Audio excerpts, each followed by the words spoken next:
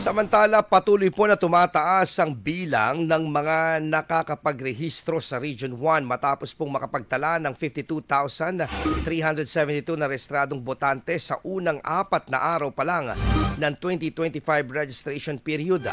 Batay po yan sa pinakabagong datos mula po sa Commission on Elections. Noong unang araw ng registration, nakapagtala ang rehiyon ng higit 11,000 rehistrado na.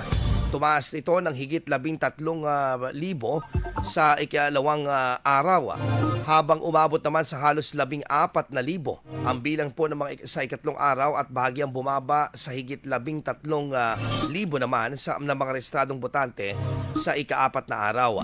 Dahil sa tuloy-tuloy na bilang ng mga nagpaparehistro, kabilang na ang Region 1 sa mga rehiyong may mataas na turnouts ng mga botante sa buong bansa.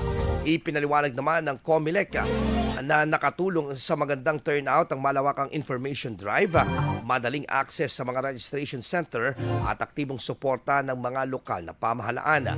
Binubuo ang Region 1 ng mga lalawigan ng Ilocos Norte, Ilocos Sur, La Union at Pangasinan. Inaasahan na mas dadami pa ang bilang ng mga magpaparehistro sa mga susunod na linggo hanggang sa ika-10 araw o ika-10 ng Agosto, kundi yung huling araw nila ng registration. IFM News. IFM News. IFM News.